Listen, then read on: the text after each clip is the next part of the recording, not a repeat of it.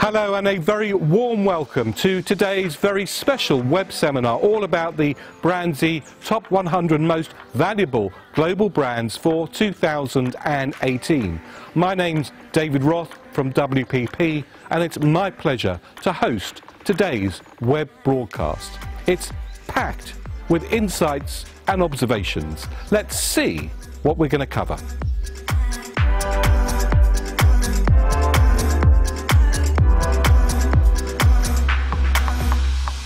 In today's webcast, we're going to cover how the brands are valued, uncover the fastest risers and new entrants, as we count down the BrandZ Top 100 Most Valuable Global Brands for 2018. Exclusive interviews with Eric Salama, Chairman and CEO of Kantar, Lindsay Patterson, Chief Transformation Officer of WPP, Karen Blackett, OBE, WPP Country Manager for the UK. Explore what's happening in the brand categories and in markets right across the world. Take a look at the highlights of WPP's special event, the essential things to know about working and competing with Amazon, and BrandZ's Top 100 Most Valuable Chinese Brands 2018 launch in Beijing. Hear from brand owners such as Richard Liu, CEO of JD.com, and Stefano Pessina, CEO of Walgreens Boots Alliance. We'll take a deep dive into various trends affecting brand building around the world with CEO of Superunion, Jim Pryor, and CEO of Marketplace Ignition, Eric Heller. You'll find out how you can get more information, download the entire report, get access to mobile apps and data charts, and we'll also bid a fond farewell to a person who's very special to the entire BrandZ project, plus a lot more. So sit down, turn up the volume and watch live the WPP BrandZ Top 100 Most Valuable Global Brands 2018 launch webcast. Hello and a very warm welcome to this webinar from me, David Roth, and all of WPP. The WPP BrandZ Top 100 Most Valuable Global Brands 2018 set a record this year, increasing 21%, the highest year-on-year percentage increase in a decade, and the greatest addition of brand value ever, $748 billion US. This surge rippled across every category without exception. This stellar achievement followed 12 years of steady growth, despite buffeting by the global economic crisis and by ongoing, ever-increasing disruption from e-commerce, radically changing shopping habits, and new technologies, including artificial intelligence and fintech. Although this year's stronger global economy influenced the value increase, it was only one factor. A rising tide floats all ships, but a growing economy does not float all brands, at least not equally. Strong brands do better, usually much better. The best evidence is the stock market. Over the past 12 years, when the S&P 500 increased 102%, the BrandZ strong brand portfolio, brands in the Global 100 with the strongest brand equity, increased 172%. That growth gap is worth a lot of shareholder money. And the gap is getting even wider. Brands that are different and innovative themselves disrupt growth value faster than even the strongest brands. Over the past 12 years, our BrandZ strong and innovative brands portfolio increased 226% in value, more than twice the rate of the S&P 500. Here's the key insight. Brands that depend on the economy tide alone may be caught in the turbulence. Growth, even survival, depends on being innovative and different and communicating those advantages in innovative and different ways. The BrandZ Top 100 Most Valuable Brands is created to help you and all brand builders understand how to grow and sustain value in today's disruptive marketplace. Our analysis finds that brands grow value by anticipating and fulfilling the needs and wants of consumers in relevant ways that are innovative, create an emotional connection, and distinguish the brand from its competition. This is why, in a year of record-breaking value growth, it's important to acknowledge that it's not just the economy. It's brand and brand building that makes the difference. As the market becomes even more complex, brands will only become even more important. And that's what we'll be discussing and debating in this special web session from many different angles and with a wide variety of experts. So, let's get going.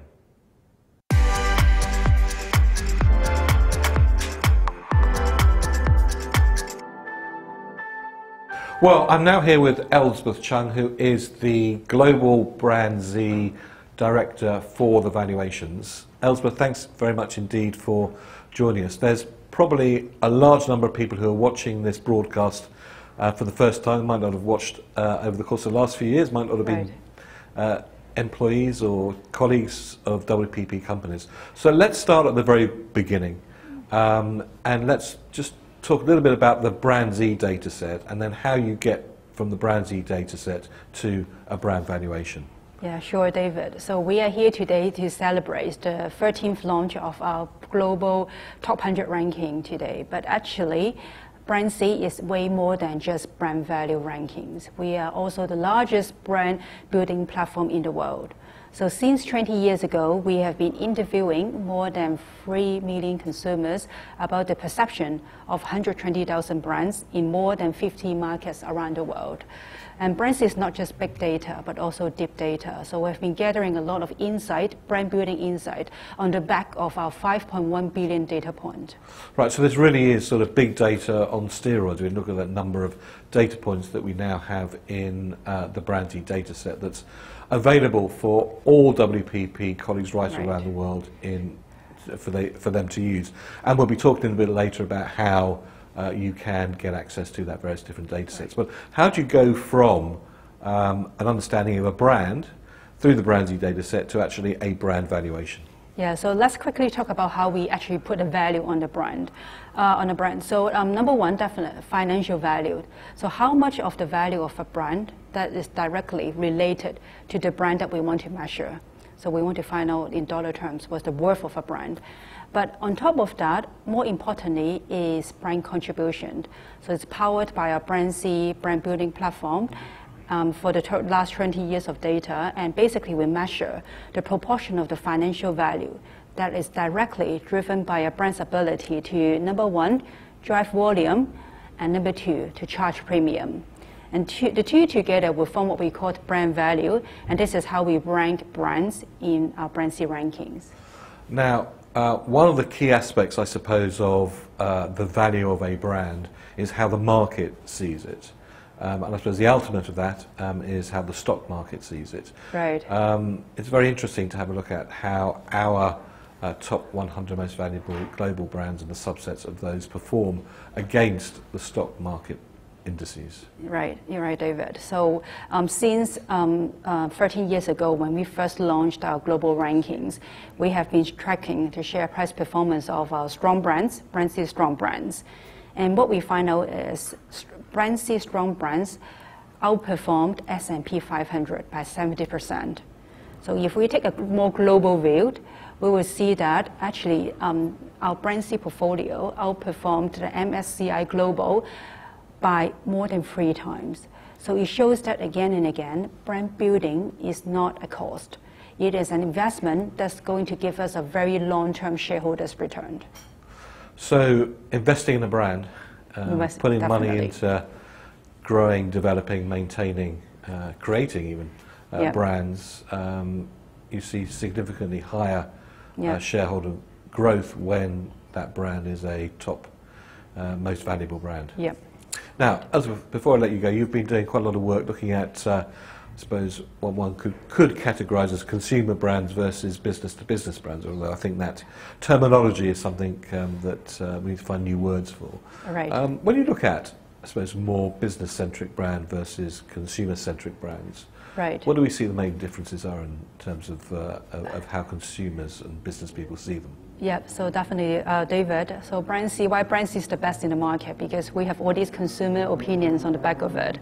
And what we see is, number one, brand equity is still the main driving force for brand values. It's a very important element to it. But if we take a closer look at what happens to the performance of B2B brands versus B2C brands, actually the B2B brands are performing quite well. Actually, they are on a lot of our key BrandZ measures, they are above average. But if we put them just right next to the B2C brands, what we find is actually B2B brands still has a lot to learn from this B2C counterpart. And if we take a look at the 5 pillars of how we assess brand health in BrandZ, it is the area of communications that the B2B brands have to focus on and invest in the future. So we see that actually maybe it's an opportunity for the B2B brands to have more partnership with B2C brands in order to move on with the pace of the world. Well, Elizabeth, thanks very much. You've had a very busy year because this year we've seen, what, almost 15, 16 individual country rankings that you and your team have done. This is the top 100 global launch. In a few weeks' time, we'll be looking for the very first time at the Australian most valuable brands, and then closely followed by the Indonesian most valuable brands. So, Elizabeth, thank you and your team very much indeed. Thank you, David. Well, we've just seen how we value a brand. Now it's the time to see the results of those valuations. It's time to reveal the WPP BrandZ Top 100 Most Valuable Global Brands for 2018.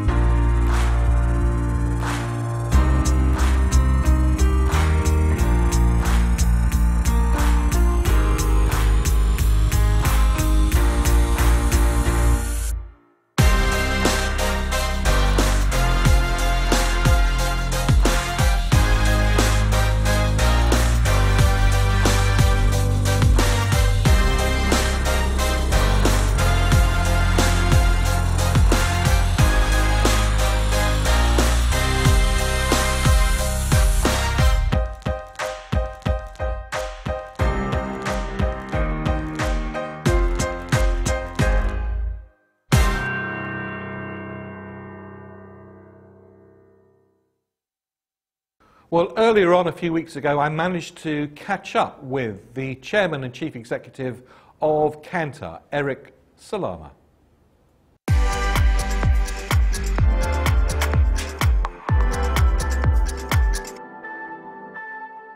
Well, I'm now joined by Eric Salama, who's the Chairman and Chief Executive of Kantar. Eric, thanks very much indeed for joining us. It's quite interesting when you look at the ranking results for 2018. You know, in 2018 we see the highest percentage increase of the brand value that we've ever seen. We've seen every single sector increase in value, which is strange. Nice, but we don't see that every year. Does this mean that the world's economy is back in full tilt and we're well past the recession, which seems to have lasted forever? Well, I think companies are sitting on a ton of cash, so they can spend it in lots of different ways, and we are seeing companies thinking more and more about how to grow their top line and how to increase their prices. So I think to some extent there's a lot of confidence in the business sector around the world, and we've seen that really everywhere. But we do need to remember that our brand rankings and our brand valuations are partly dependent on what happens to the stock market and to the financial side of it, and that has boomed everywhere. But it partly depends also on the relationship between the brand and the customer. And I think there we've seen a much more varied picture, with some of the brands not building a stronger relationship and some brands doing exceptionally well in terms of building that. I mean, from what you said, you spend quite a lot of time talking to global CMOs, global CEOs. Do you see them looking at what they're currently doing and saying, actually, the balance is slightly off tilt now and we need to sort of put our foot more on the accelerator of growing the brand and demand generating as opposed to managing costs, which seems to have been what people have been doing over the last few years? I think they're still going through both. Certainly in the packaged goods area, we still have a lot of our clients who are looking at their costs and cutting, and I think it's always worth remembering that kind of lesson that we've learned from BrandZ, and we've proved time and time again through other studies, which is that companies who invest in their brands do grow faster and grow shareholder value faster. But I think we are seeing a lot of questioning from clients as to how to spend that money, what's the best way of generating demand. So I think they all want to generate more demand. Some of them have got the kind of plan nailed and they're doing it, and some of them are still figuring out what it is that they need to do to generate that kind of demand. Now, for a long time, we've been talking, and in fact WPP have been investing in China for years, around a sort of a continuous growth. There were a lot of skeptics about 2 to 3 years ago saying that China was sort of just about to fall off the edge of a cliff and a lot of doom and despondency. We certainly haven't seen that. China hasn't seen that. And actually we've seen this year, when we first started doing the rankings, there was one Chinese brand, there are 14 Chinese brands. JD.com is the fastest growing brand in the rankings this year. What's going on in China? Is this a market that really is just about to accelerate again? So I do think we're seeing an incredibly assertive, self-confident China, and the thing that people who haven't been to China when they go can't believe is that China is not an emerging market. It's not a developing market. It's the most sophisticated e-commerce market in the world, bar none. So the idea that this is this kind of big country catching up with the US or Europe, it's just that may have been the case ages ago. It's certainly not the case now. And do you think that model, if it is indeed a model, of large countries becoming much more self-confident in themselves and in their brands is something that we see or will see across other countries, and you know, giving a run for the money for the multinationals as well? I think we're seeing it everywhere. I think we're seeing it in India, where local brands are growing faster than multinational brands. We're seeing it in Indonesia. We're seeing it in Colombia. We're seeing it in Brazil. And I think what we're then seeing as a result of that is a lot of the multinational companies saying to themselves explicitly, we need to be much more country focused. We can't just take our global methods and roll them out. We need to give more autonomy to individual countries within a framework. So I think we are beginning to see much more of a battle at a local level And if you talk to most of the multinationals, in most sectors, their competition is not the other multinationals, it's the local players who are closer to the customer often, more agile, faster, they're sometimes family owned, so easier to make decisions. And I think that's where the real battleground is.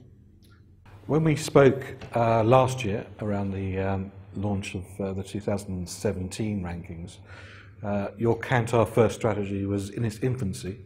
It's been rolled out for more than a year now. What difference is that making, both internally but probably much more importantly to our clients? Well, we're seeing client SAT scores zoom up. Most importantly, we're getting the best of Kantar to our clients. So more often than not now, we're actually getting the best capabilities, the best thinking, the best combination of offers to our clients, regardless of what brand they're working for within Kantar.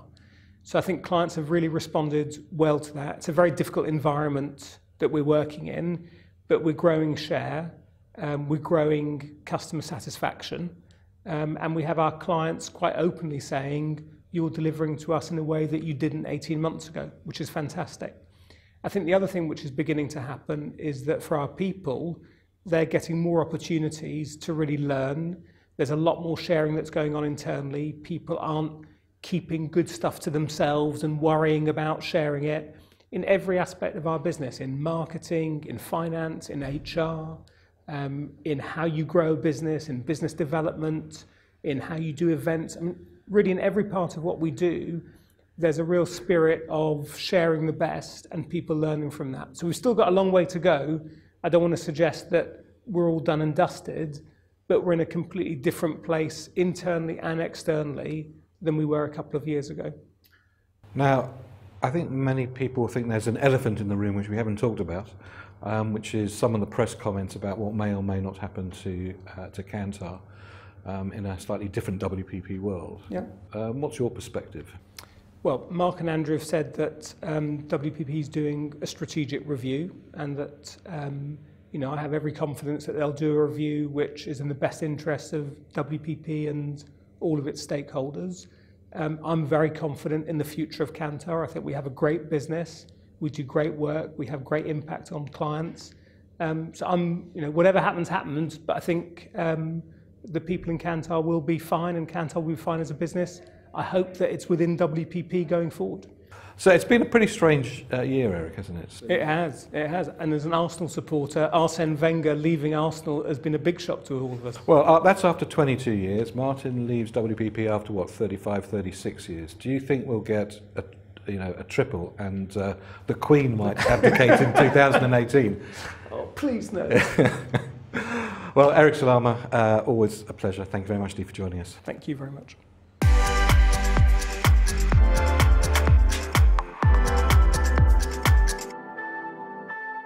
Well, as I said earlier when I was speaking to Elspeth, it's been a phenomenally busy year for the BrandZ valuation teams and all of us here at BrandZ, because we've introduced 6 new country rankings to the BrandZ family and 4 new ones that will be appearing over the course of the next few months. All those reports that are crammed with insights and thought leadership pieces and great observations that you can use are available for you to download free of charge from the BrandZ website, www.brandzcom. Let's take a look at which countries we've covered and the ones we're about to.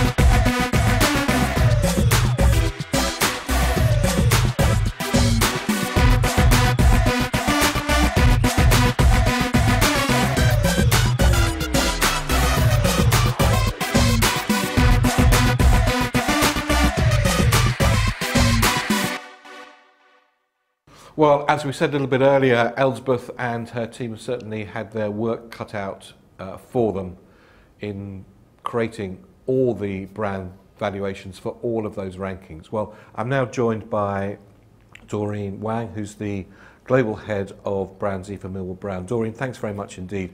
We've seen the BrandZ Top 100 Most Valuable Global Brands, the new Top 100. Let's delve a little bit deeper underneath the surface of that, just to really understand what some of the driving factors are for the growth in the brand values we see in 2018, and then we'll talk a little about some specifics. So overall, looking at the value growth that we've seen this year versus last year, what does the picture look like? It is a record year, David. The global top 100 brands has a massive growth of 21% and reached $4.4 trillion. The number looks big. The number is actually very big. It's almost equal to the GDP of Japan. 100 brands value is equal to the third largest economy of the world. And we have value added only in the past year is $0.7 trillion. It's larger than the country GDP of Sweden. Over the past 12 years, and the total value growth is 204%, and the value added is $2.9 trillion. So that is a huge number. There are three key factors behind the growth of this year. Number one is the relatively robust economy. Number two is technology. The technology brands and the tech-related brands have achieved their value growth significantly. Here we are not just talking about Google, Netflix, and Apple. We are also talking about manufacturing brands, cosmetics brands who are partnering with technology brands in delivering superior consumer experience. For example, like Dior, Adidas, Shiseido all have grown their value a lot. The third reason is the Chinese brands are on the rise. And for the first time ever, the growth rate of the Chinese brands has doubled the speed of the US brand. And the fastest riser, JD.com, is from China. It's a leading e-commerce platform. Well, let's take a look at the top 5, because all of those factors you've spoken about are well reflected in this year's top 5. What do we see there? Exciting is Google has achieved a 23% value growth and retains as this year's number 1. And the Google, from driverless car to solar-powered contact lenses to machine learning, and there are so many innovations, and consumers' perception on the brand's innovation remains very high and keeps delivering meaningful and relevant services to the consumers. Apple, and also from the launch of iPhone X to AirPod and to Watch 3, and remains to be our number 2 and keeping reaching consumers. So number 1, number 2 this year are the same, but we see a change in number 3. What's we have a new number 3 this year. Exciting. Amazon has moved up to number 3. It's an ecosystem brand, as we all know, and from e-commerce to Alexa to the launch of Echo 3 devices, it's surrounding everywhere we are living. Yeah, we even have our own BrandZ Alexa skill for people to play around with. We do. And Microsoft is our number 4, and it's also the number 1 B2B brand, and very strong in cloud service and hybrid cloud. Now, you talked a little bit earlier about the growth of Chinese brands. This is now reflected in the new number 5. Yes, we have. It's not a monopoly by the US brand anymore. Now we have Tencent from China, first time ever entering the top 5. And Tencent is a social platform, from social to e-commerce and to mobile payments. And what's the significance of that, of a Chinese brand now being in the top 5 of the top 100 most valuable global brands in the world? We're seeing the battle between the West and the East, and specifically between the US and China for the technology leadership is escalating. Now, give us some big, bold sort of understanding of the changes that we're seeing in terms of brand value from maybe when we started doing the valuations, 12, 13 years ago to where we are today. You don't need to tell me we're living in a fast-changing world, and the total top 100 brands value 12 years ago is even less than today's top 10. And also, all our top 10 this year have passed the 100 billion threshold. All of them are over $100 billion. That is actually quite extraordinary in terms of the value now, the dollar value of some of these massive, great big brands. Yeah, for sure. And every year we talk about the top 10 are all from United States. Not anymore. Now 2 of the top 10 are from China. We talked about Tencent. The other one is Alibaba and e-commerce giant within and beyond China. Okay, let's look at, I mean, last year we coined this phrase, which was very much picked up by the Financial Times in their coverage and a lot of other papers, about the fearsome 5, the dominant technology brands. We've done some work looking at those 5 versus a new terminology we talked about, which is the Chinese trailblazers. What do we see when you compare those two you call sets them fearsome 5 or friendly 5, whatever, and their growth Well, rate. I call them the fearsome 5. Yeah, over the past 7 years, it's a massive 194%. So they almost triple their brand value. But in the meantime, the Chinese trailblazers, here we are talking about Tencent, Alibaba, Huawei, JD.com, and Baidu. Their value growth is 12 times. So it's a phenomenal. And again, to our earlier point, is this competition between the West and East on technology leadership will continue. Well, it's interesting to see how that's going to play out, because I suppose, you know, in terms of the value, the fearsome 5 are significantly greater, but the rate of growth, our Chinese trailblazers are growing. And not just in China, rate. like Huawei is beyond China. Over 100 countries have their footprint. It's the third largest smartphone brand already. Okay, when we started this study in 2006, time flies. The top 10 really are unbelievably different to the top 10 in 2018. Staggeringly different. What do you make of that? Let's travel back the time machine to 12 years ago. So you drove your Toyota and park at City, get some cash, and drove to Walmart and buy a pack of Marlboro and some Coke. Those are still very strong brands nowadays, but they are not in the top 10 anymore. And because right now you are making orders with your iPhone and talk to Siri and others through Alexa, and the product is delivered in your front door in a few hours or next day, consumers' purchase journey have completely changed. And that gives the digital brands, the artificial intelligence brands, a huge opportunity to create the next generation of brands. Well, Dorian, let's now take a closer look at those new entrants.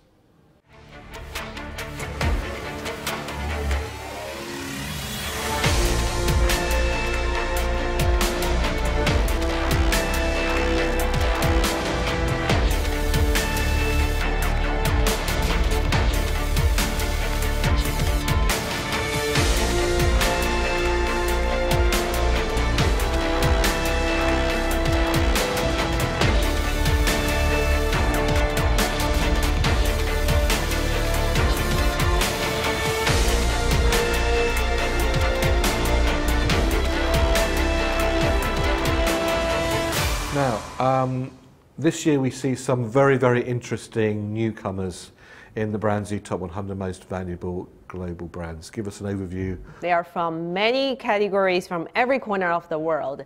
Spectrum is one of the disruptive telco companies from the US. JD is the leading e-commerce in China. Uber, we don't need to mention how strong the leadership in the sharing economy. HP is back to the game. And SF Express is the leading logistics company in China and helping e-commerce penetrating into lower tiers.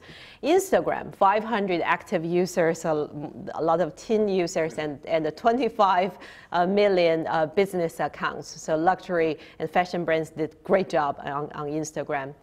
And I think that's a very important point to make overall in the newcomers list, is it does cover lots of different sectors, and it does cover lots of different countries now. So any brand has the capacity and the ability to be a big, valuable brand in our Top 100? We see all of them. And speaking of every corner, and we have one brand from Indonesia this year entered our top 100. It is BCA, the leading bank from Indonesia, very dedicated to serving everyone in Indonesia, giving them a lot of financial support. And also Adidas, last year's fastest riser, is achieved another big growth from 3D shoe printing to to ocean waste being utilized to produce 1 million shoes and innovate for a strong social purpose. Well, I said right at the very beginning that we would unveil which Indonesian brand is now in the top 100, and you've done it. Thanks very much indeed.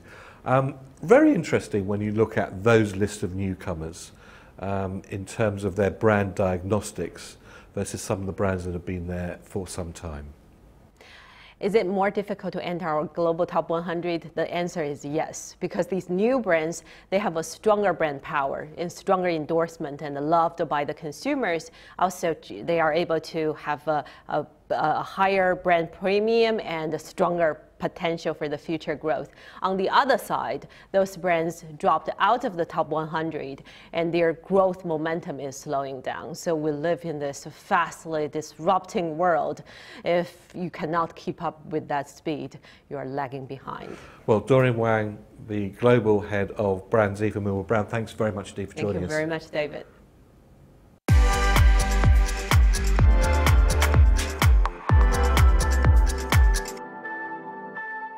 Well, I'm now joined by Martin Guerrera, who is the Research Director for Millward Brown and BrandZ. Martin, thanks very much indeed. No problem. It hardly seems a year since we were last here talking about the 2017 results. So here we are, 2018. One of the things that we've seen is the fact that every single category this year has increased in value. How strange is that? Well, it's very strange. I mean, we've been doing the valuations for 12 years now, and it's the first year ever that all 14 categories in their own right have increased in value. So yes, it's been a great year for the top 100 in its entirety, 21% growth. But yeah, very special year from a category perspective too. And when you delve into those categories, what do we see? I mean, the headline categories really are retail and technology. So the retail growth, the biggest growing category this year, and that's really driven by the march of the e-commerce brands. So brands like Alibaba and JD.com from China have had stellar years. Both have almost doubled their brand value in 12 months, which is quite incredible. Technology, again, in absolute dollar terms, is by far the biggest growing category, driven by the likes of Amazon that have had a fantastic year as well. So retail and tech are the two big stories. And what's in between those? In between those, I mean, insurance has had a fantastic time of it as well. I mean, clearly we live in a time of uncertainty. Insurance brands have reaped some of the rewards of that. But those are the real big three growth stories this year from a category perspective. Now, over time, what changes do we see in terms of which categories, when we started, were large versus what categories now are large? Yeah, it's an interesting story. I mean, if we look back to 2006, it was really a two-horse race between consumer and the tech-related brands. But if we fast forward 12 years, we really see that those tech-related brands have taken a massive step forward, and they really account for the lion's share of value, more than half of the value for tech-related brands. So particularly brands like Netflix has had a fantastic year this year, Amazon as well, amongst others. I mean, technology as a whole, tech-related brands have grown by more than 350% over the course of 12 years, which is quite incredible and obviously reflective of the way that we as consumers are changing. Now, Tech brands have done a remarkable job in creating alliances to grow their businesses, I suppose, taking the lead from Windows, Microsoft, sort of Intel. Yeah. We're seeing huge changes in the way in which some of those partnerships work. What can other brands learn from the lessons of that? Yeah, absolutely. So I think over the last couple of years, we as BrandZ have talked a lot about technology, the rise of tech brands, but we're clearly not saying that you have to be a technology brand to grow. So tech literacy, being able to build successful partnerships, take advantage of technological advances globally is increasingly important. And a lot of brands are doing that across sectors, not just the technology brands. So take Budweiser's partnership with Lyft as an example.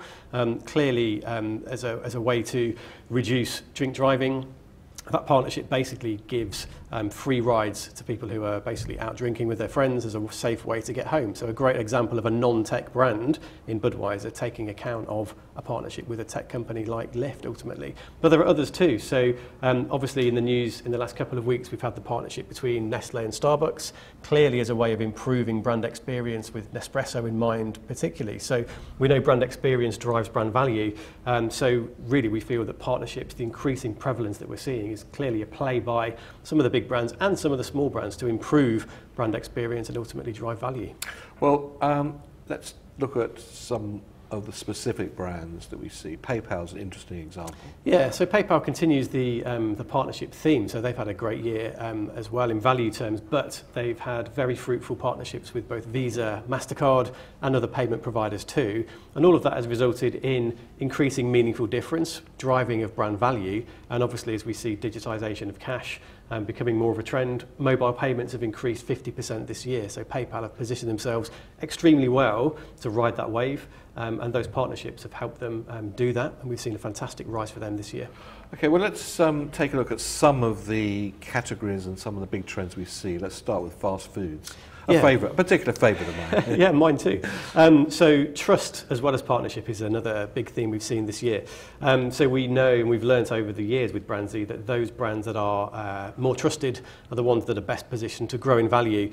Fast food is really an embodiment of that at a category level. So we've seen that not only do the fast food brands that are the most trusted share or have the biggest share of value within fast food, they actually grow at the fastest rate as well. So they've grown 26% over the last 12 months, those that are more trusted versus those that are least trusted. Okay, moving from the sublime to the ridiculous to oil and gas. Yeah, completely different category, but again, we see the importance of trust for any category. So Shell have had a fantastic year. They've increased their brand value by 10%. Their profitability has actually increased by 50% over the course of 12 months. And Shell are the only oil and gas brand at a global level of the global conglomerates that have actually increased their trust performance over time. That clearly links to their brand value. They've really embraced trends like decarbonisation, but they're also revisiting the way that they approach retail. So some partnerships to talk about there too. Drivers of Jaguar cars and Land Rovers as well can actually now pay for their fuel on Shell forecourts without even leaving their vehicles via mobile phone. So again, it's showing that partnerships and trust can really enhance brand experience and ultimately drive value. Shell's a great example of that. Well, I suppose trust is at its ultimate in terms of the luxury sector, because in a sense you're buying the trustworthiness and the efficacy of the luxury brand. What do we see there? What lessons does the luxury sector teach us all? Yeah, absolutely. So again, it underlines the fact that trust is important in any sector. Luxury, as you say, is clearly an example of that too. Gucci have had a fantastic year, our #1 most valuable Italian brand from our Italian launch earlier this year. They've got a new creative director. They've really gone after the millennial market.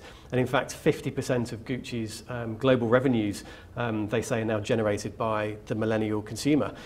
So by fostering that relationship with a new audience, an audience that will be very valuable to them, they've really built those trust credentials with that group. And they're starting to reap the rewards. And we'd expect to see that brand continue to go from strength to strength. Well, Martin Guerrera, thank you very much indeed. I can't let you go without asking you a question. We've seen in your deck a whole series of little symbols that look like periodic table symbols. Okay. It's a project that we've been working on. Where's it from and what's it all about? Brand Genome, yeah, well that was, I'd like to think, a collaboration between you and me, almost a clash of the world of biology with the world of brands and chemistry as well. So by running a brand genome report for any brand in the BrandZ database, it can give the user a simple one-page overview of all of our BrandZ measures on one page. Accompanied by another page as well to explain what all those measures actually mean in practice, and some tutorial videos as well. So a fantastic way of starting a pitch, learning a lot more about a brand that you knew nothing about just half an hour ago. So we'd definitely encourage people to use that. And that's available to every single one of our WPP colleagues right across the globe, and we'll be giving you the URLs of how you can get access to that a little later on. But for the moment, Martin Guerrera, Head of Research for BrandZ, and Millward Brown, thank you very much indeed for joining us. Thank you, David. Well, a few weeks ago we were on the road. We went to Madrid for the 2018 World Retail Congress, where senior retailers from around the planet gathered to discuss some of the key issues that were affecting retailing today and in the future. We also launched there the BrandZ Top 75 Most Valuable Global Retail Brands for 2018. At the Congress, we spoke with many of the world's global retail leaders. And those individual interviews are available for you to watch on the BrandZ YouTube channel. Here is just a flavour of a couple.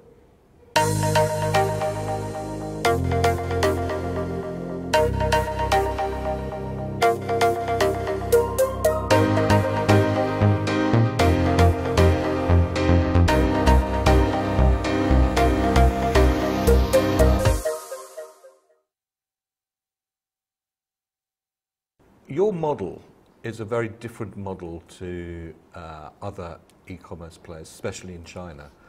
The concept of creating and developing a supply chain that you own and control. Why was that so important to you? I think a retailer, what's the value of retailer? To my mind, I think the most two important things. One is customer experience, and another one, to help the brands to making more value to them. So supply chain is both on the matter of customer experience and also on the matter of our suppliers, our brand owners. So my vision is want to try to build a most efficient and the lowest cost of the whole supply chain to serve both our partners and our customers. And in doing that, do you believe that that the customer experience will be significantly better with you controlling the supply chain rather than outsourcing it to other people? Yes, definitely. I think in the past 12 years' time has approved that. Now, you're an amazing adopter of new technologies. You were delivering packages by drones long before Amazon even thought about it. What extent do you think technology is going to be driving retailing in the next few years? For my next 12 years, only one, inside my company, only one thing is most important, is technology. We are trying to use both visual technology and physical technology to build a whole system which can connect the whole world by the goods and service. And today, on the traditional business way, our supply chain efficiency is very good. But if you go forward or keep developing it, we must use the technology. It's the only path for us to achieve that. Do you work in a position with your customers in an amazingly high trust environment? I can't think of any other, apart from a hospital probably, where you demand trust. How important is the brand in making the customer feel that this is a business that they do have trust in? Very important, very important. The fact that I am talking for us, but I could talk for all of our peers, the fact that we have a brand which has been on the market for more than a century, and we have brands, not a brand, we have many brands that have been on the market for more than a century, and has earned the trust of the customers. Of course, it's important. This doesn't mean that you don't have to continue to earn this trust, because if your customers are not satisfied, of course, they will go somewhere else, and even worse, they will make public their dissatisfaction, yes. Because now with Twitter, very quickly as well, very quickly, straight to you. And so you have to continue to satisfy them and to understand how they are evolving and evolve with them. you know, what I am always telling our people, I have said this for 40 years, you have to be ready to change and change and change again, because the change is the essence of retail. But as long as you can do this, you can keep your stores, and you cannot only survive but also thrive.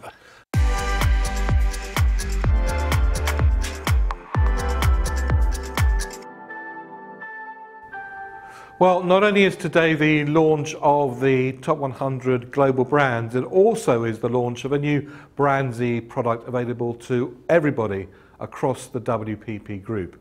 Today launches Celebrity Z, a way that you can look at how a celebrity resonates with any particular brand that you have. It's done in partnership with Spotted and will very much help you understand which celebrity and which brand are best suited to go with each other. At the end of the program, I'll be giving you a URL where you can download a lot of the things we've talked about, as well as an example of what a Celebrity Z report would look like. Enjoy.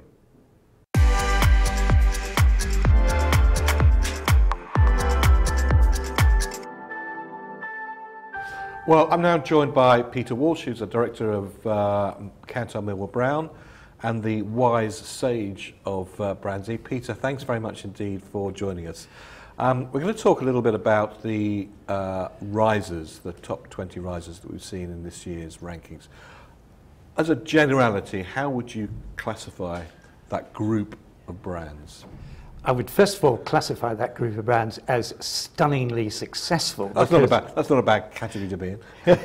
Yes, I'll be in the stunningly successful category, which to get into the top 20 risers this year, you needed to have grown by over 40% in value over the last year, compared to 20% the previous year. And what's really interesting is that the 7 of the brands are from China, and 7 are from the US. So again, we're seeing the battle between East and West, and the top 3 risers are all from China. Does that mean the battle is being won by the Chinese, or is the battle still in progress? The battle's very much still in progress, because certainly we see JD.com at the top, which has virtually doubled its value over the last year.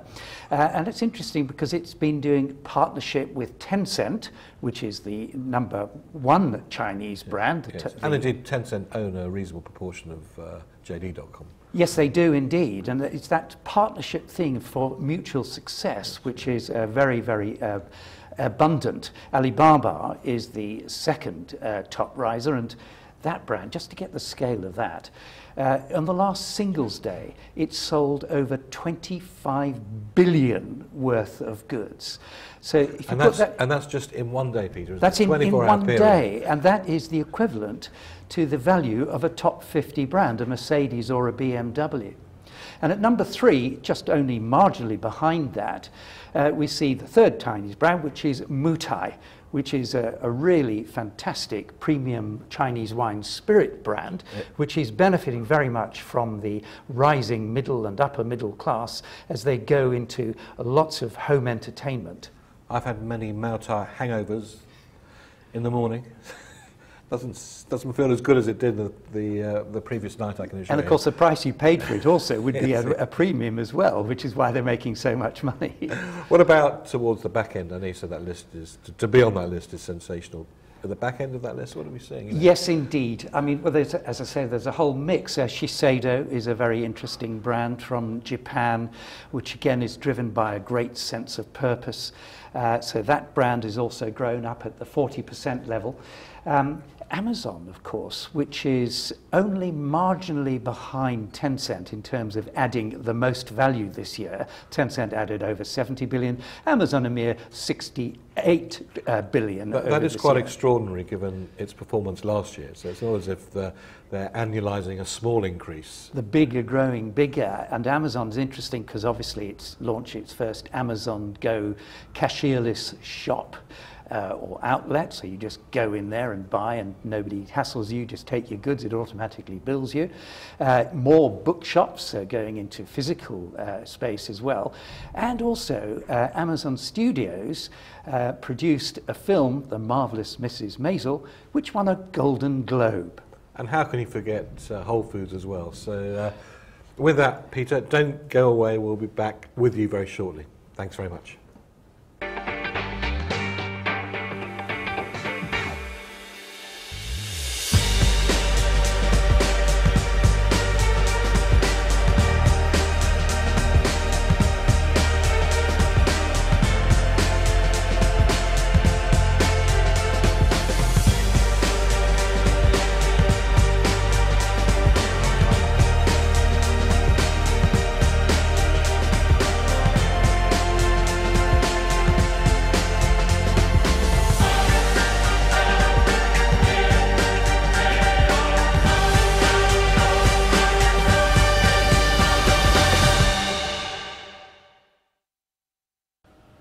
Well, I managed to catch up with globe-trotting Lindsay Patterson, WPP's Chief Transformation Officer, when she was in New York just a few weeks ago.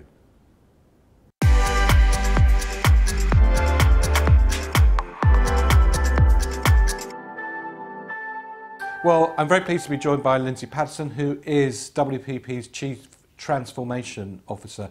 Lindsay, thanks very much indeed for joining us.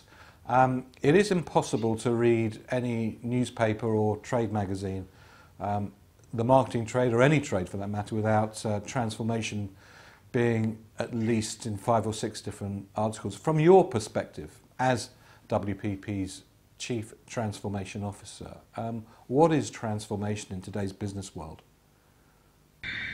I think transformation is the positive way to tackle the disruption that everyone is facing in our industry. So I use the phrase created at the World Economic Forum a couple of years ago about the 4th Industrial Revolution, which is a technological revolution, which has fundamentally changed the way that we live, operate as consumers and businesses. So true end-to-end transformation, because technology now enables everything to be connected. So I think it's really important, as we recognise that all of our clients are going through significant disruption and technological change, and as consumers are experiencing that themselves, that we ourselves show that we are ready to transform. Fundamental opportunity, or the fundamental role, is to accelerate change, to be agile and to change ourselves actually ahead of the market rather than in reaction to the market. Now, you're clearly spending a lot of time talking to our clients and potential clients. What is it that they want from a marketing services group in today's environment, and probably more important, in what they envisage tomorrow's environment is going to be? I think there's some really core themes, which is, I think we have, as WPP, we've delivered very successfully on integrated offers or client teams that have been put together to create kind of one access point into WPP. And we create team structures that are bespoke for each client. What clients want now, we still see clients really wanting an integrated offer, but they want a much more fluid, a much more agile and adaptive model. So that is actually a significant change. They still want integration, they need integration because our world is ever more complex. But they want us to be simpler to access. They want WPP itself to be easier to navigate. And I think the other fundamental shift now is because of that technological change and the opportunity that affords. The clients not only want an integrated team, with a clear leader that can access across the group, but they want an end-to-end operating system underpinned by a technology stack that means all of their data points can be connected. And so the core change probably that we're seeing over the last 18 months is an end-to-end connected customer experience enabled by joining all of those data points with a technology layer below. And given, I suppose, that very data-centric world, what challenges do you see for us in terms of WPP across the world, but also in terms of how our clients organise internally to be able to take advantage of that sort of vision of sort of a real-time trading. We need our clients to be as adaptive, fast and fluid as agencies need to step up and be as well. We need to have conversations with their CIOs and their CTOs, not just CMOs, because obviously those functions are now interconnected. So I think the worst thing that could happen, or the danger of what could happen, would be that the CIOs or CTOs are not conjoined to the CMOs, and your data strategy at a client level is not joined up. I mean, we need to make sure that the client is using their data as effectively as possible, and that we on the agency side are able to do that as well. So we need to make sure that all elements are connected. So that would be the challenge back into clients, is to ensure that their C-suite is totally aligned on their own technology journey. Now, a universal data stack is probably something that everybody is going to aspire to in this sort of new world. Going back, I suppose, to the old analog world, if we can use that analogy, is people and talent. What's the challenge now to retain really good, quality, talented people, given the pools on talent from established companies, startups and high-tech companies around the world? I think we need to fish in a wider pool. I think we need to have really clear programs, and some of our agencies do this incredibly well. Some of our markets do this incredibly well. Actually, we need to be linked into university programs and talking about the variety, the depth, and the opportunity that a bright graduate can get by working in a business like WPP, with access across all of those services, to be able to learn all those capabilities and show them that there's a career path that is open and exciting. I think we do need to consider how we move talent around the group. That's something I feel quite strongly about, that we need more T-shaped, we need deep specialist expertise in some core areas, but we also need people that are T-shaped, people that can truly understand the breadth of a client's challenge. And I think, we talk about a world where, an algorithm-driven world or a machine learning-driven world, and I think that is close upon us. But the combination of how man and machine work together. Yeah, I mean, I would like much prefer to categorise it as sort of where algorithms meet human rhythms, and it's that sweet spot in between that's actually going to be the thing that defines those people that are going to win and those people that are going to be also rands. Yeah, I mean, you still need to set the rules for what that machine learning or what the AI, what the algorithms are going to go out and set to learn, and someone needs to interpret that data, needs to keep changing that. But obviously machine learning can help accelerate all of those performance pieces. But I mean, talent is everything. We're a service business, and of course we need to invest in infrastructure and in tools and in systems. But ultimately, the people that walk through our lifts and in our doors and up our lifts every single day are what clients buy. But we all know it's about the personal relationship, that I trust you with my business. So I'm passionate about that. I think what is interesting, and again, something I read about a lot, or I would try and practice once you've read it, is we need to really understand that the generation of people coming into our business, or the majority of workers and colleagues in our business, are Gen Y. And they have very different attitudes to what kind of working environment, culture, their learning opportunity, the transparency they expect from their leadership. And we need to ensure that we are leading in a much more open, collaborative way. There's mobility. What about diversity? Yes. So as you may know, and some of my colleagues will know, we launched a program at Maxis, the media agency I used to run, called Walk the Talk, which is about empowering our senior female leaders to understand any internal barriers they have, self-limiting beliefs, take some time to think about their bigger game, their bold moves, how to create a strategy to get there. Because when we look at the very top of our business, whilst we are pretty good overall and good at a senior-ish level, we still need more women to get to the very top of our organisation. And then once you broaden out from a gender diversity area, you need to then think about ethnicity, cultural sensitivity. We have a programme called All Means All at a Group M level, which is about LGBT. And we also need to think about age and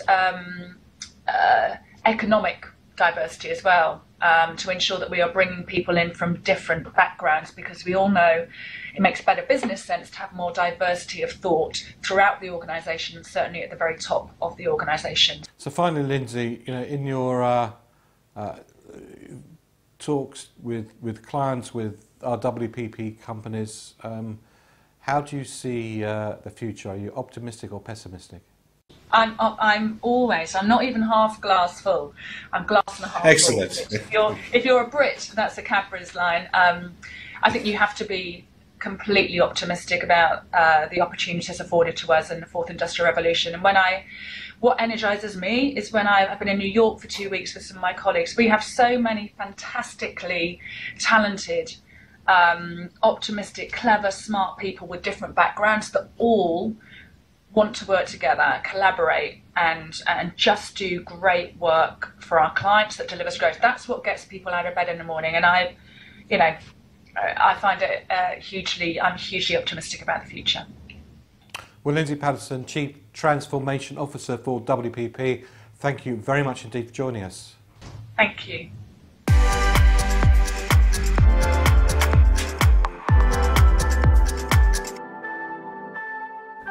Well, I told you he'd be back, and he is. Peter, thanks very much indeed. Let's talk about the data that we see across the various different regions of the world. Yeah, I mean, we really need to split the world into three. The most successful in terms of the top 10 brands growth over last year is China, with a massive growth of 47% of those top 10, which is double that of the US top 10.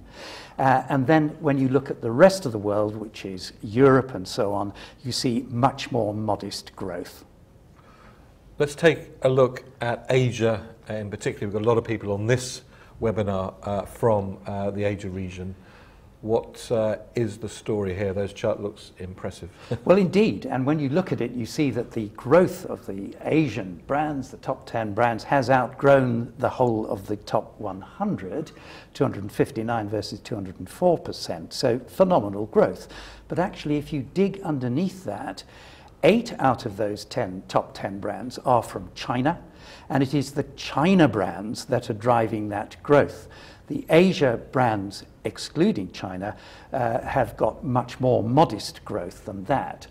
And what we see, of course, amongst those brands is that the top Asia brand is Samsung. And Samsung is doing incredibly well, innovating with phones, gifts, supplying a growing cloud business. So again, the partnership story in terms of being successful with other tech brands. And so that brand goes from strength to strength. Of course, China, as I think we've already mentioned, Tencent has hit the top 5 of the global brands. So the China brands power on faster and faster, as we see. In fact, out of the Asia top 10, 6 out of those top 10 are tech or tech-related brands. So again, this same power of theme of connecting with consumers in a way that's meaningful, useful to their lives. Well, Peter, that's very informative as ever. Thanks very much indeed. Well, BrandZ's tentacles runs deep, and this time it runs to Pittsburgh, where we caught up with Nathan Martin, the CEO of Deep Local.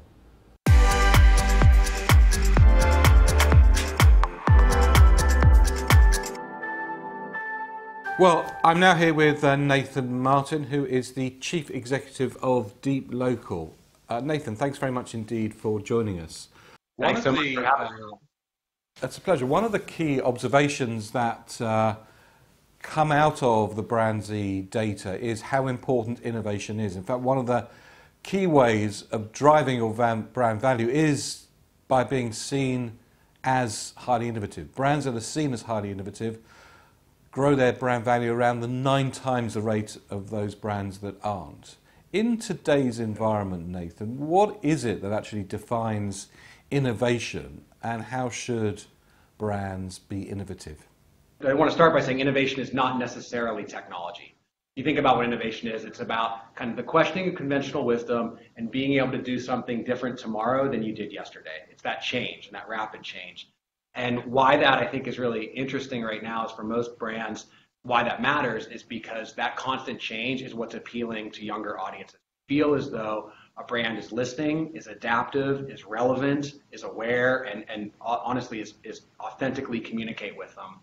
Now, you work for some of the largest brands that are in the BrandZ Top 100 most valuable global brands. In fact, our #1 brand is a brand that you work with. Tell us a little bit about what you do for Google. Sure. Google's one of our largest clients. We've worked with them for, we're about 12 years old. I think we've worked for Google for about 8 years. We're unique. I think at the simplest level, you can call us a creative technology partner for Google. But I think what we do is we understand technology. So let's say some of the core technology of Google that's publicly known right now, things like Google Assistant that power Google Home and voice search and conversational UI. That's a really important part of what Google is doing right now, and it powers a lot of the products you might interface with.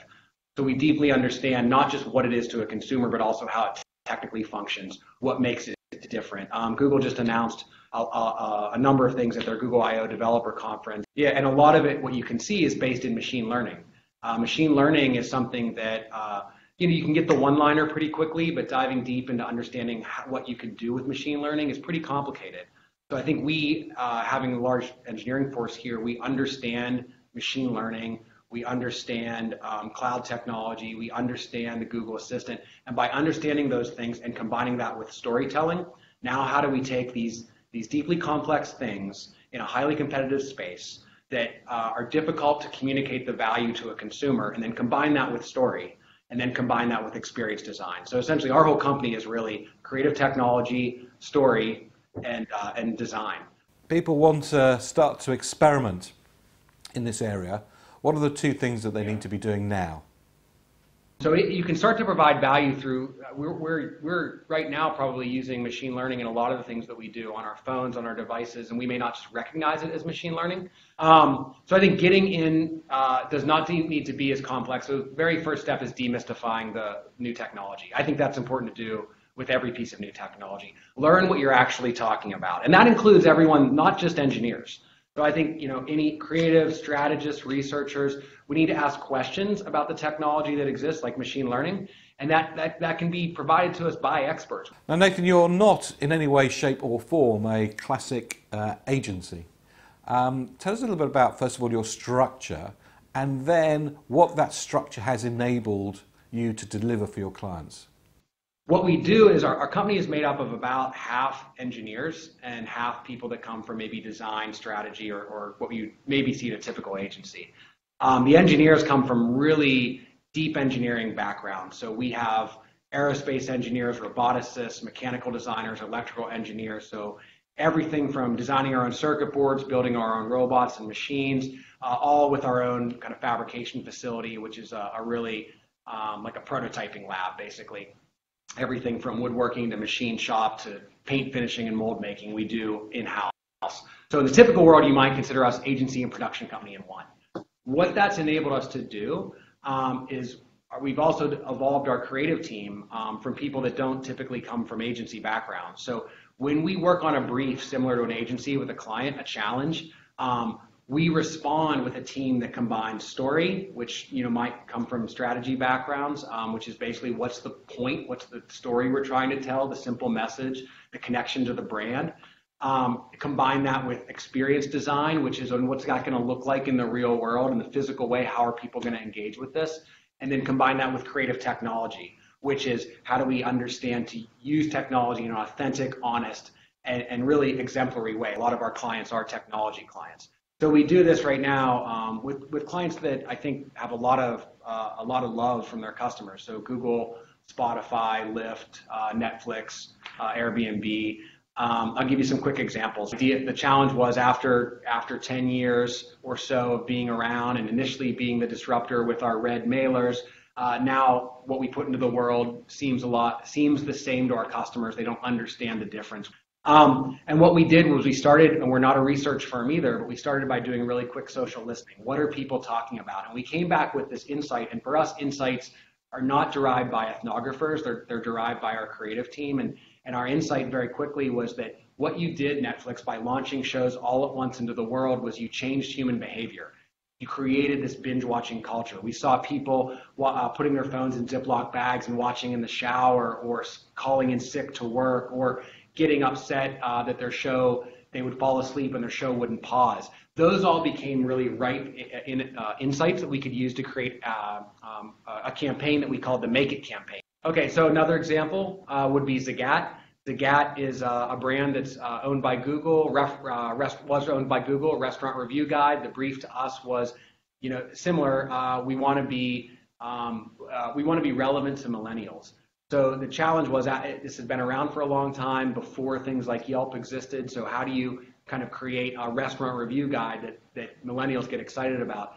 And we actually did this with no technology at all, which is why I want to use it as an example. We found what we thought was really honest about the brand, and what Zagat did really well is they took restaurant reviews, consumer reviews, a bunch of quotes, and they kind of distilled those down into a single quote that people could get and understand very, very quickly. So it was like a tiny bite-sized quote. So imagine if you're trying to read TripAdvisor reviews and you have to read through them all to figure out which ones apply to you. This one distilled it down to a quote of quotes. And we thought that was like really the core brand value. And then we saw, similar to that, we saw this tiny food movement starting in Japan with videos that were racking up millions of views of people preparing tiny dishes. And we thought we could marry these together to talk about tiny reviews, bite-sized portions. So we partnered with a series of really well-known restaurants in New York, Jacques Torres, Los Tacos, and Emily's Burgers, and we create for no money at all. And we created bite-sized, tiny versions of popular dishes like mini tacos, tiny cookies from Jacques Torres. And we built a pop-up cafe in Astor Place that we served them out of for 3 days. And we developed a launch strategy. We had very much a plan in place of why it was 3 days and how it was choreographed. But it was all designed for Instagram. Even though we didn't force anyone to share, we wanted to create something that people would photograph naturally, and we wanted to use and leverage the social media followings of these restaurant partners and give them something in return as well. So we did all of that, and that hit 1 billion earned media impressions with photos in the New York Times and television media coverage, and all with no technology. I look forward to come to see you soon. Nathan, thank you very much indeed for joining us. Thank you so much. I really appreciate it. Take care.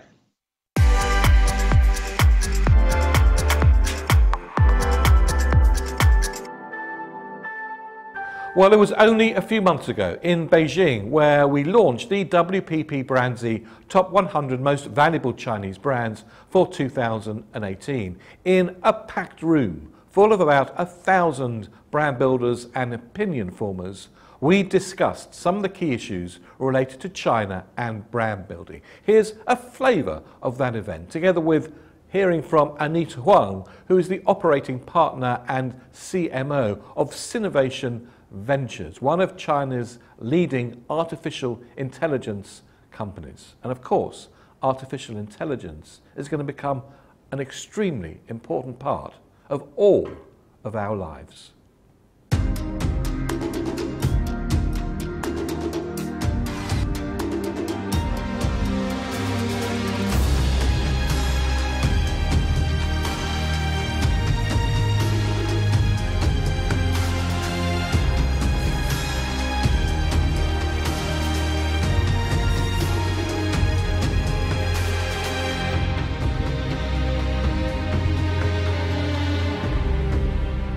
What do you think, which industries, I suppose, are going to be most impacted by AI over the course of the next few years, and why? Sure. Yeah. I think I'll answer that by a framework. That's actually our investment thesis. We call it 4 waves of AI. And the 4 waves would happen not really one after the other. They are happening at the same time, but in terms of the ease of converting or ease of embracing AI. The first way is very, very easy to understand, and it's already happening. We call it Internet AI. So pretty much everything that's happening via or on the Internet can be AI-enabled. So like what I mentioned earlier, search engine, product recommendation, if you open your JD.com or your Taobao.com every day, you will see actually the products that's being shown to everyone is 天人天面. So it's different, it's individualized, and it's targeted toward your search. So I won't bore yourself into that. It's already happening. So if your brand, your business operates on internet, no matter it's solely or partially, there are definitely room to provide a better experience through AI technology. The second layer actually coupled with the first internet AI, we call it business AI, 商用的 AI. So the first internet AI is largely facing the consumer. Just think about business enterprise that's operating on data. I will give some examples from our portfolio just for promotion, no, just for better understanding. One company that we invested is called the Fourth Paradigm. It's now the strongest AI company that's revolutionizing the traditional big banks. So the Fourth Paradigm is actually working on the back end of the banks, the financial institute. They build modules one by one. So for example, one module is for fraud detection. The other module is for credit approval for loans. The other module can be better customer prospecting for finding new customers, or better customer reactivation, customer acquisition, etc. So their most recent funding is, I think it never happened before, but it's invested by 3 national banks of China. So they're on a good position to grow. And there are a number of companies that I can mention. We went to see Didi last week with an MIT professor. Actually, a number of the big corporates that's operating on consumer-facing service. I think customer service or customer care is usually a headache. And right now, 70% of Didi's customer service is automated. And some of them are already empowered by AI, by the company that we invested.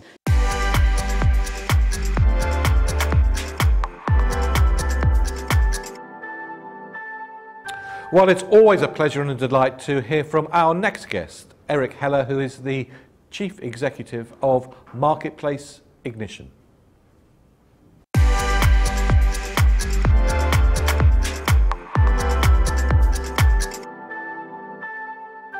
Well, I'm now joined by Eric Heller, who is the founder and the Chief Executive of Marketplace Ignition. Eric, thank you very much indeed for joining us all the way from Atlanta. Thanks for the invitation. Eric, as part of the process we go through to look at the valuations, to really understand what's happening to the brands and in particular categories, we get WPP experts from around all of our WPP companies in a room together looking at sector by sector, all those experts. I think it's true to say this year when we did this, there was one common theme that went through every single one of those discussion groups, and that was Amazon. Irrespective of the sector, a sort of a multitude of feelings, either fear of Amazon or anticipation of Amazon entering into the sector and causing disruption. It seems like Amazon is the bogeyman or woman out at the moment. Do you think all brands and all sectors should be worried about Amazon, or is it blown out of all proportion?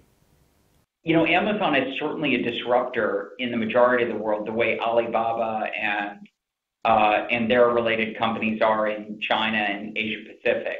And I think the disruption, though, I think in some ways is shaking up traditional paths to market, paths to the consumer, but I'm not sure it's all about the fear, right? And Amazon gives you an opportunity to talk directly to consumers and in real time read the feedback. And, you know, I often say to brands, you know, how often do you get a chance to read everything everyone said as they walked into the store about your product yesterday? So Amazon gives you this sense of real-time feedback and this new opportunity. And we're seeing brand after brand that says, look, we have a healthy fear of this platform, but we're also embracing it. And those brands we're seeing over-index and take share from brands that are approaching this at a more slow and careful pace. In some ways, like Amazon has characteristics of the press, right? If you play your cards right and you communicate well, people will have a good and favorable social impression and social affirmation of the product that you want them to buy. The difference is that you can't really manipulate the press. And I don't want to say you can manipulate Amazon, but you can approach it better in such a way that you will get a better opportunity to improve and influence your reviews, ratings, and perception on the platform. And that can, in many ways, get a kind of affirmation you didn't have access to before. It's really hard to affect the press, but it's not so hard. It is so complicated to affect Amazon, but it's complicated in a way that there is a methodology. Now, that doesn't, I don't want to ignore the fact that Amazon is also a path to market where there's a lot of disruption. Now, you spend all of your time helping brands and helping WPP clients get the best out of Amazon. What are your top 3 recommendations of what people should be doing to engage with Amazon to get the best out of them? So the number 1 recommendation I'd have is really focus on your supply chain. This is a retailer that works like no other partner. Supply chain is an assortment plan. So assortment planning, supply chain, getting your products live and getting them shipped when you promise that they'll be shipped, and shipping what Amazon asks you for is more important, believe it or not, to the success of your business on Amazon than getting the right promotion. Because if Amazon doesn't think that your product is reliably going to be in stock, they won't offer it at the top of search results, and you will get outplayed by someone with a better operations game. The second part I would say is really understand and have the product people are looking for, and really understand how people are searching for it. We had this great event in partnership with David's team in London where I gave this, this was back in October of last year, and I gave this great example of a client of ours that was selling insoles that they thought for the geriatric community. And they had described this thing as incredible in all institutional environments, will not increase the slip and fall hazard, and great for all Velcro footwear. But when we went back in and mined the keywords and mined the customer feedback, the feedback for this product was best insole ever for post-marathon foot pain. And it's such a great example. I don't mean to necessarily reuse the exact same example, but the reason why I was thinking about it this morning is someone asked me about that example this week at that WPP event. And it's such a great example of understanding your customer in e-commerce can be different than your customer in physical commerce, and be ready to embrace who that customer is and where they want to buy and how they want to buy it. And the most nimble brands are these digitally native brands who go into every e-commerce environment understanding exactly what people are looking for, and then go in and adapt the product for that, or the description. Now, it seems hardly a day goes by without a story from Amazon or from the market saying that Amazon are about to go into category X or category Y. You've got a pretty good insight into the world of Amazon. If you were a betting man, what categories do you think they'll be in by the end of 2018? The layup here answer is health and personal care and health and wellness. And I use the word wellness specifically because we've seen their growth in supplements. We've seen them purchase Whole Foods. We've seen that integration get bigger. Here in Atlanta, where I'm based, I can get Whole Foods, anything from Whole Foods delivered with my Amazon purchase in 2 hours. And, we've seen Instacart depart. We've seen Amazon Flex move in. I think that we're really going to see the growth of this. And we know that Amazon is not just solving for customers, but they're solving for employees with their combination with JP Morgan and some other players to try and create a health solutions for employees. And so I think that they're really going to do a lot of experiment there. Well, Eric, you mentioned the seminar that we held in London the latter part of last year, and also in New York. The resources from that, those sessions will be available to you as well for people watching this broadcast, and we'll give you the resources URL to look at and download all the material at the end of this broadcast. But for the moment, Eric Heller, the founder and the Chief Executive of Marketplace Ignition, thank you very much indeed for joining us. Yes, absolutely. Thank you.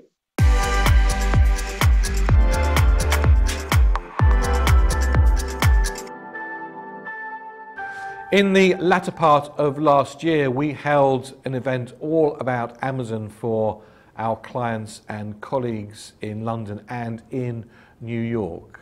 The base of that was to understand how you can both compete and also collaborate with Amazon, and using the BrandZ data as the basis of understanding Amazon as a brand. Let's take a little flavour of that event.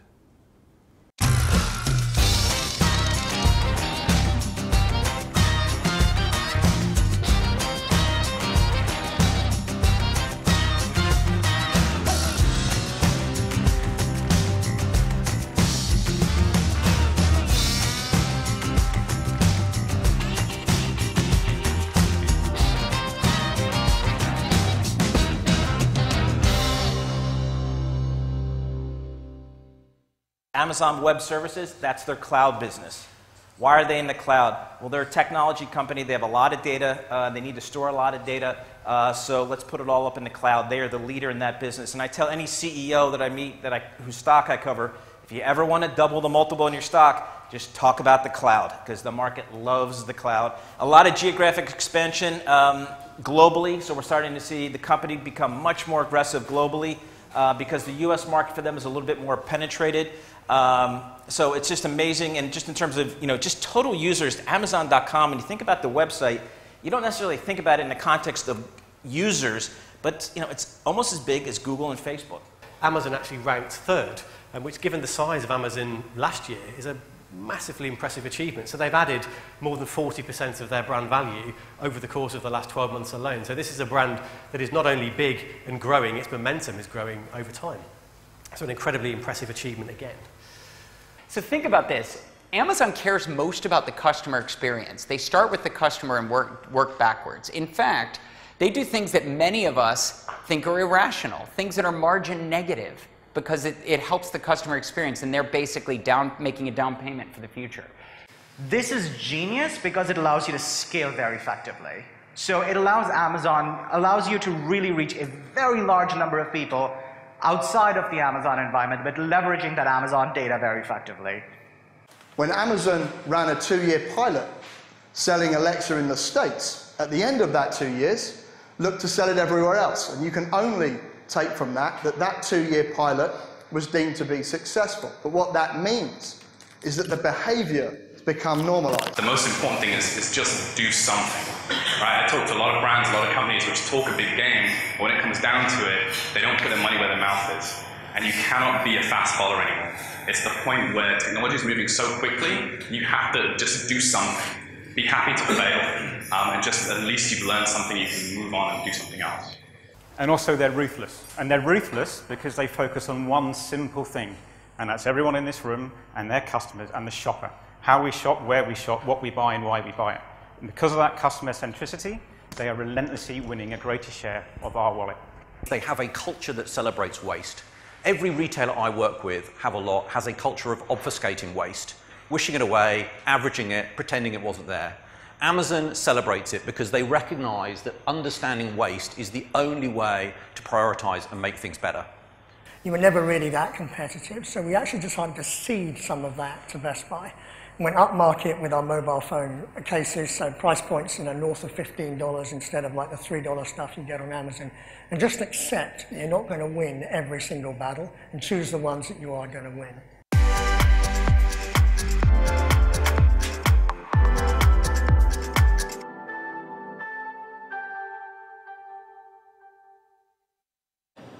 Well, I'm now here with Karen Blackett, OBE, who is the WPP Country Manager for the UK and is also a UK Government Trade Ambassador. Karen, thank you very much indeed for joining us. Pleasure. A nice, sunny London day for a change.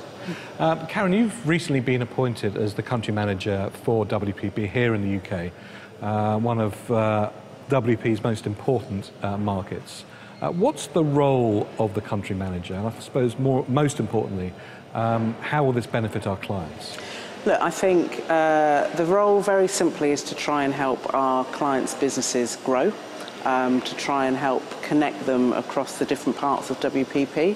We have got brilliant, amazing superheroes within our organisation, and I talk about how we should be an Avengers assemble of talent. So lots of different organisations with superhero powers, and it's knowing when to connect them in order to help our clients' business grow and in order to help their business sprint. So my role really is to work with our opcos to make sure that they know each other and know the skill sets of the opcos, and most importantly talk to our clients to know that when there's a particular business issue, what is the unique combination of different opcos that we can bring together to help solve that particular business problem, or to help make sure that they are navigated and connected to the right people. And that navigation and that curation, I think, is going to become more and more important as clients look for specific sort of skill sets to add to their internal teams. Look, I think we've got amazing skill sets, and I think part of the difficulty that clients have is knowing when to tap into those different skill sets, or knowing what some of the opcos do. So, you know, Lindsay Patterson says really eloquently that our role is to solve, not sell, and that's exactly it, to make sure that as those different areas of a client business becomes more specialised, or it requires a new skill set that they might not have internally, to try and help connect. Now, you also spend a fair proportion of probably your free time, if you have any free time, with working with the UK government. Yes. And I can't let you get away without asking a couple of questions in relation to where UK British brands are going to be in a sort of a Brexit, post sort of Brexit world. Is that something that is full of opportunity or full of fear, do you think? Look, I think whatever way anybody voted, I think we have to now look at Brexit as an opportunity for brands, and I think we have an opportunity to attract brands to the UK to help kickstart or further grow their business in terms of international brands. So one of the roles which I fulfil for the government is a business ambassador looking after the creative industry sector, and that's to encourage foreign direct investment to the UK. And I think Britain and Brand Britain is very well placed in terms... And what does Britain bring to the party? Why should people inwardly invest into Britain? Look, in the I creative think there's world? amazing culture. I mean, recently we had the Best Countries survey which came out where the UK ranked as number 4. I think there is a fantastic sense of entrepreneurship within the UK. There genuinely is. There's fantastic diversity in the UK, which I think can help when brands are thinking about different consumers that buy their products. And culturally, I think there's amazing culture in the UK as well. And infrastructure's brilliant as well. And we are the gateway to a load of other markets as well. So I think there's many areas that brands and companies should think about investing in the UK. And what about the other ways? It's also a great opportunity, you know, in a environment that isn't, depending on your perspective, constrained by a focus on Europe, to get out there and go to other countries around the world. Whichever way we go, wherever we go with single market, whatever the the different arguments are and debates are having at the moment, I do think we have got a really strong track record of brands in the UK doing well externally and how we export, especially in the creative industry sector. We have a very strong track record, whether that is programs like Doctor Who through to companies like Innocent. We've got a strong track record of export, and I do think we should now venture into new areas that we might not have thought about before. So whatever way you look at it, you know, the next middle-class billion consumers wasn't coming from Western Europe. It were coming from markets such as Africa or markets such as the Middle East, which we should now look at exploring more as brands. Now, finally, you come from a media background. We're here at the MediaCom offices, which Yes. You ran for many years here in the UK. From a media perspective, the next few years, is this going to be exciting or terrifying? Exciting, because anything's media now, and that's the bit that I think is incredibly exciting, and the bit that I do think that brands and clients need our help to navigate, because anything can be media, anything can help form an opinion in a consumer's mind, where you can be on a prioritisation list and off again just as quickly. So it's incredibly exciting. Technological advances in terms of being able to look at mass personalisation is fantastic, but also looking at how we build brands, incredibly exciting in the UK.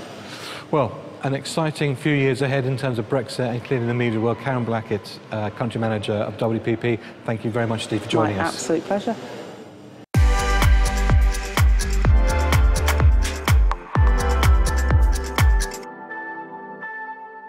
Well, I'm now with Jim Pryor, who's the chairman of Super Union. Jim, a pleasure to be here actually in your new offices. Brand new office. Yeah. It's very nice it is too. Thank you. Super Union is a new WPP entity. It's the combination of a number of companies that I think everybody watching today's broadcast is very familiar with. Brand Union as an example, Lambinaire another. What was the genesis of Super Union? Why put all these well-known brands together into one entity?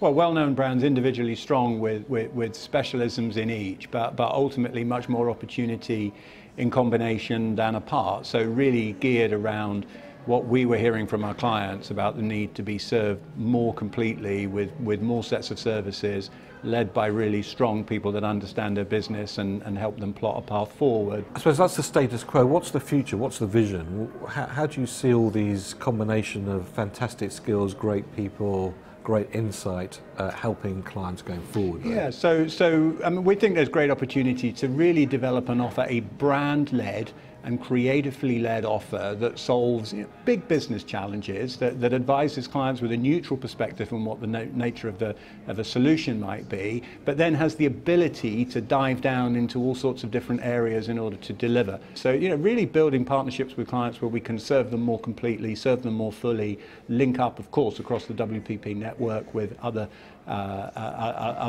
skills and other capabilities that we have in abundance to influence and drive the success of those client businesses more. Yeah. So how would you frame now the brand experience versus the identity of the brand? Yeah.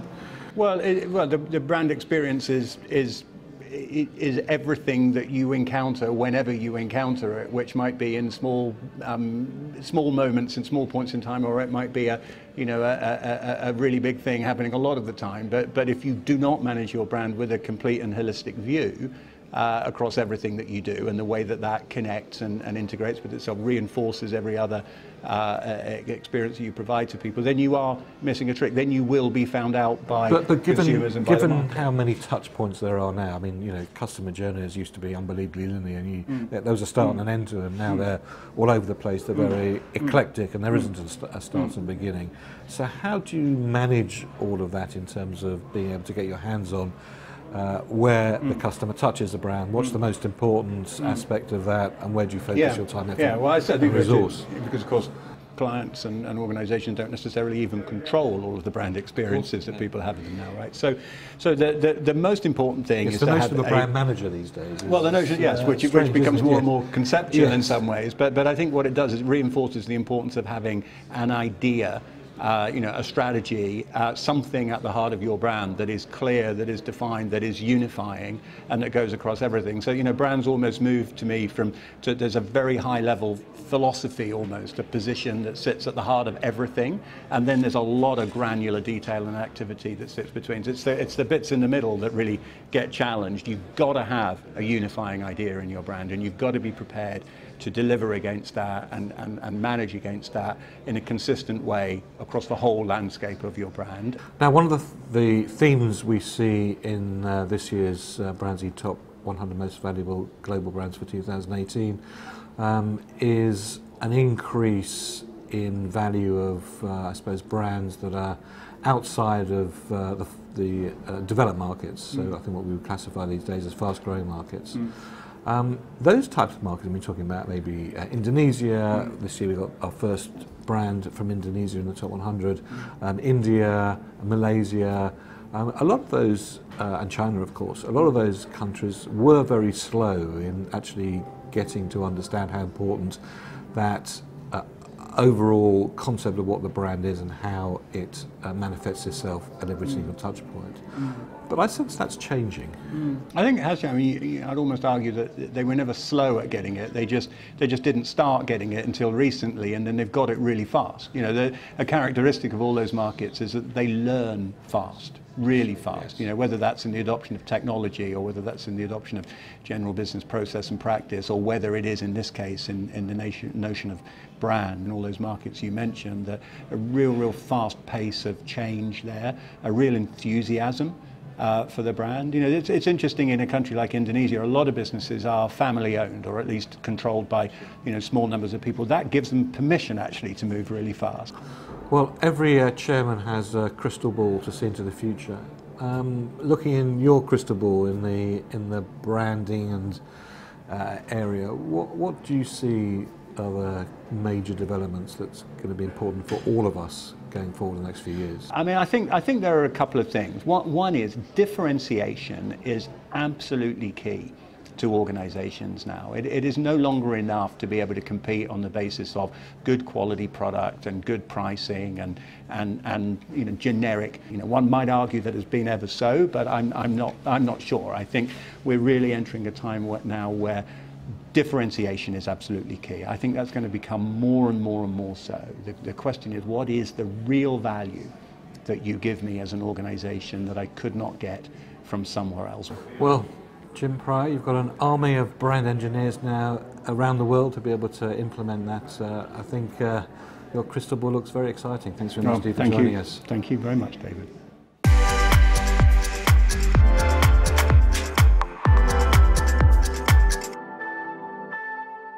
Well, we're nearly at the very end of today's special BrandZ Top 100 Most Valuable Global Brands for 2018 web seminar. It's been a pleasure to have you here. Don't go away, because after this we'll be telling you how you can download and get all the information that we've talked about during the course of today's web seminar. But we can't leave this web seminar without saying a massive thank you to somebody whose seminar this is going to be their last one, and that's Peter Walsh.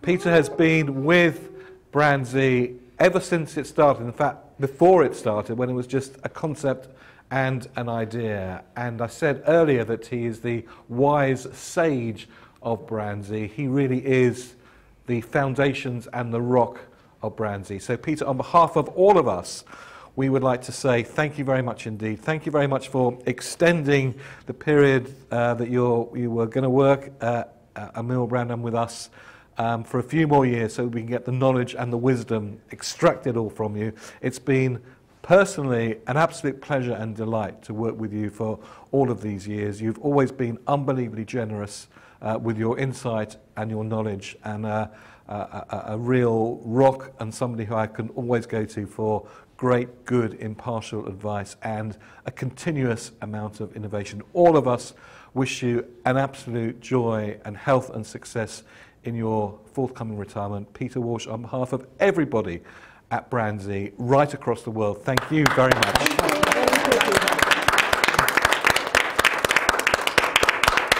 I just wish you'd said something nice about it. It's been fantastic. Thank you. Peter, thanks.